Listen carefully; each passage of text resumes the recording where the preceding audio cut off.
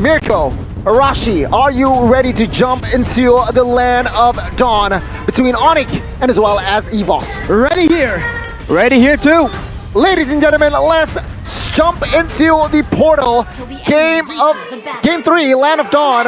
Once again, Porcupine taking on Tigers. Let's see, ladies and gentlemen. The stakes as high as ever. One game is all it takes for either one of these teams to secure the victory and to move up in the standings. Arashi, I think it's going to be the battle of Demon Slayers now, but oh my god, Dream steals the little minion away from Kairi, already getting a slight edge over to Sutsujin. Yeah, that was a cheeky play there. Arashi, composition-wise, anything you want to analyze here, perhaps?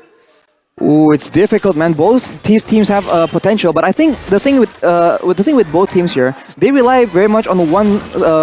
On esports, they go for more pickoffs, and Evos Legends they can go for a bigger team fight kind of engage. But then that gets nullified by Keyboy with the time journey. So I think Onic has a bit of an edge, but you know that's just early assessment. Oh my god, Dreams with the play and Petrify catches 3 and take a look at the damage. Rion gets taken down. First blood by Samsung, forced out of Onic Esports, and they are hungry. Kairi gets taken down. What a play!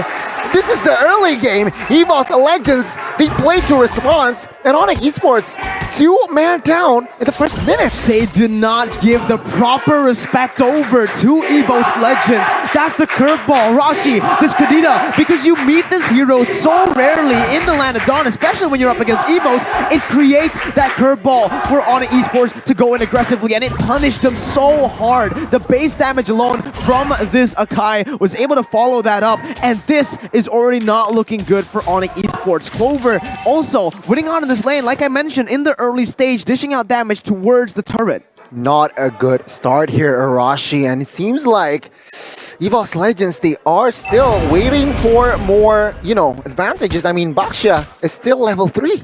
Baxia is still level 3. That is not the outcome you want. Usually Baxia will be a lot more dominant, being very fast to rotate around the map and still tanky enough to withstand a lot of punishment and secure those neutral objectives. But with that play, with a 3-man pickoff, well, 2-man pickoff instead of Evos Legends, they can actually get a bit more value. What the heck is going on? Is this Godiva or is this Dreams? I mean, he's just making plays across the board here with that Petrify, and Trion gets insta-deleted there in the mid-side once again. Evos Legends, they are picking up the pace. Oh man, again. Let's take a look at the emblems here, Arashi. They've opted to go for 2 Demon Slayers, but in this game so far, again, it's been all Sutsujin. Clover's emblem though stands out a bit. He does want to get, aggressive in that lane, so it will help him out to make sure that CW again gets shut down. So far, the Golden has not been targeted quite as aggressively as it was in the second game, but that might change once it comes down to the mid game, because that is where the Golden becomes more important. As Onic right now, they are stuck trying to find something, but their engage just loses out to the Kadita. So whatever they try, it gets countered really, really hard. And every time they mess up, that's a huge delay in a huge setback for them as a team. Huge setback. And yeah, I feel like Sutsujin here, with the rotation so aggressive, right? He is ahead here. But man, Onic Esports still has plenty of time to bounce back. Evos Legends, what can they do once again? Oh, the time journey comes into clutch there. Luckily for CW, if not, he gets taken down by the torn apart memory. Has not enough damage to take CW down. Yeah, Clover thought the torn apart memory alone would have been enough to take CW down, but unfortunately, CW had, oh my god. Sutsujin, did he take the purple? He did. Yeah. Wow. 1 level lead. This is tough, man. It's an Akai. The team is aggressively making plays, and you as a jungler, as a Baxia, is getting denied again and again. Onic Esports, they are absolutely on the back foot, and so far, they don't really have any tools, any dynamic tools to make something happen out of nowhere. They just have to play it consistently and then hope for the best, hope for those setups, man. Oh, let's see. In this turtle fight, Goni and both of the teams already setting up for it, but Onic having a man advantage. Okay, 3v1. Sutsujin pops that heavy spin. Retribution battle. Kairi wins it. Take a look at that. Drion with the heavy spin as well. 2 heavy spins we saw earlier, but no casualties on the board. The turtle will fall to inside of Onic Esports. It's an equal 1-for-1. But take a look at the backside here. James trying to flank. Does not quite connect. Kairi, though, will take that kill any day. Onic Esports starting to equalize here. Oh my god, what a brilliant play by CW. Mechanics coming in as he was able to read that out as well. He knows that something fishy is going on. There's no way that the Brody would just walk up with low HP, so he decided to play around the Brody, getting the wave clear and baiting Dreams out for the kill to come through. And now, this is where we can see CW just absolutely being a nuisance on the Beatrix, taking a turret low. But look at this. Sutsujin there almost offside. He immediately backs off, but take a look at the items here, Arashi. I mean, BOD for Beatrix already. BOD already, but for Pendragon, he has a Malefic Roar first item. Woo! That is aggression at its finest. He is against Baxia. I think he knows what he's doing. And for Clover, the Happy Seas will allow a lot of burst damage, so the side of Onic Esports, they have to be very aware of that, as Boots is the one being pressured right now. Pendragon and Dreams, they look for a structure, a collapse there. They will get it. And as of right now, it is still Onic Esports behind economy-wise, but I feel like it's an even game. It's back to square one. It's back to square one. The 800 goal lead won't have a massive impact in the game, but look how Onic are rotating together now. Noticing that again, Beatrix, I think, way better siege potential compared to the Brody with the range that she has on that Renner. So the Beatrix will just constantly be a threat on every single lane, clearing out her own lane and moving over to the lanes still with the outer turrets intact. Onic just needs to actually be aware of the Kadita as well. They need to separate from each other. That does open up possibilities for Sutsujin to get a heavy spin play, or for Pendragon to just nuke someone down. But if they get comboed by Dreams yet again, that has been the main factor in how they're able to actually lose in the early game fights. Dreon with the heavy spin just for their zoning, and there you go. Sutsujin with the Lord, and now Dreon taking a lot of heat, forced to flicker away. Pendragon will not be able to connect the damage in. Wow, what a display of timing there by Sutsujin. Comes in time just to push that retribution, and there you go, neutral objective secured. Now back reset for both teams. And notice how Sutsujin was just so efficient on the timing of when to use that heavy spin. The heavy spin wasn't instantly pop. He didn't panic when Drian was trying to zone him away. He knows that Taz could come in to help him with the Mystic Field, but in the mid lane, Drian got caught. Dreams just phenomenal in this game so far. Wow, another setup, cheeky setup by Dreams here. Yeah, this Kadita seems like it threw Onic Esports off guard this week, thus far, minute number 7, and almost of its outer turrets is gone for side of Onic Esports. Evos Legends right now, they actually make a lot more moves towards that mid lane, and this is the potential from the Kadita. Yes, it's a roamer, but it's basically an assassin with a lot of utility as well. So there's a lot more flexibility for Dreams to make something happen. He can play defensively and, predict where he wants to put the Breath of the Ocean, or he can just go and just one-shot people like that. So Onic Esports, as of right now, they don't really have a solution. All they can do is just attempt to just deal with it, try and make sure that they cover each other, but it's very difficult. It allows Evos to just have a lot more pressure in the whole map.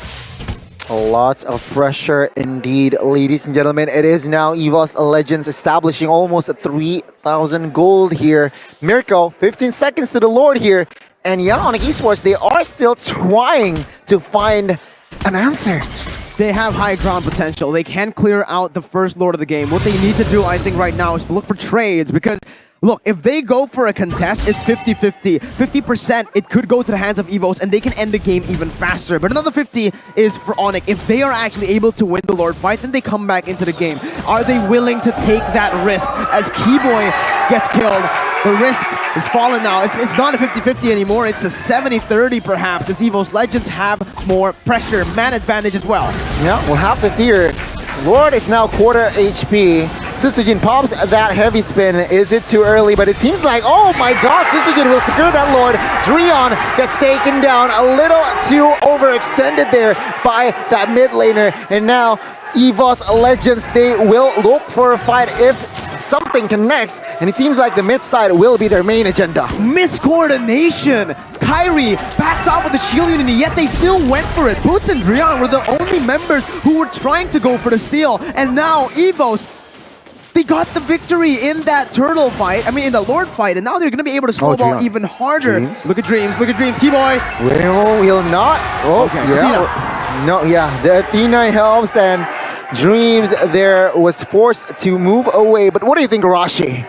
It was so difficult for the side of Onic Esports, man, because you saw that CW was trying to actually help out, but he was right next to Dreams, and Dreams, knowing that they're playing for the Lord, he was just chill. He didn't aggress onto CW and risk making a mistake, risk getting shut down. He just passed by, and just like that, Evos Legends, they are waiting for the Lord. They are managing the waves as well. So this is a very, very calculative Evos Legends we're seeing right now. The gamble that Onic Esports took by trying to contest.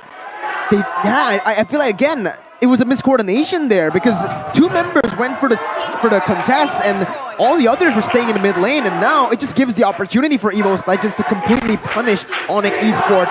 6,000 gold lead. Onic Esports only having one turret and one turtle to their name. They do clear out the first lord, but that's incredible value with the first lord taking all of the inner turrets out. Wow. Evos Legends, they are now trying to solidify their lead here and just taking all of the jungles and taking a lot of the items as well. Right, looking at the items right now, Dreams, it doesn't look like he's massively strong, but he has the genius one as Pendragon actually gets jumped on. Yeah, jumped on here. Will not commit to anything fancy just yet. Yeah, he's able to sprint out of there. He has a sprint on Fakira, which is funny enough, but now Keyboy will be the next target. And the poke coming in from Onic Esports, there is still damage, but they just can't lock down the members of Evos Legends long enough to take anybody out. Too much burst for Evos Legends. Like, Onic Esports can do this, you know, with the ultimate, with Renner, that's it. Evos Legends can snipe them globally. As you can see, perfect timing with the Dawning Light there to open up the map a little bit for Evos Legends. And you know what the Dawning Light enables them to do? It enables them firstly to deal a lot of damage. As you can see, Taz leading the pack in terms of the damage dealt by Axe, but more importantly, it stops, it halters the movement from Onic Esports. They can no longer go for those cheeky picks into the enemy jungle, moving as 5, because the Dawning Light, once it reveals them, Evos can just look for the collapse and take them out. Indeed, indeed. And take a look. I mean, Evos Legends, they are setting things up here. Pendragon and Dreams, if a member of Onic is trying to rotate here, it is going to be that disaster. But yeah, Lord is up now. Seems like Onic Esports, they are still clumped up with 4. They're clumping up with 4 right now. There's only Boots on the top side clearing the waves. And look at that, one Dawning Light just chunks CW, and he will no longer be part of this fight. This is just way too risky. But Onic, they're still going for it. It's dangerous. It is very dangerous. Lord is now quarter HP once again. Kyrie, Dreon trying to do a miracle play. Lord, Retribution, Battle Boots taking 3 here, but the Lord will secured by Taz. And now Sutsujin is in trouble, but no, Dreon falls. CW falls 1 by 1. The member of Onic is now bodies everywhere as Evos Legends with a 10,000 goal lead is looking to close the game. Another gamble by Onic Esports. Uncharacteristic plays, and Evos punish it. Todd taking it, and Gunny. Oh my god, Boots taking a lot of heat, and there you go. The base is too exposed. Evos Legends with the reverse sweep 2-1 against Onic. The crowd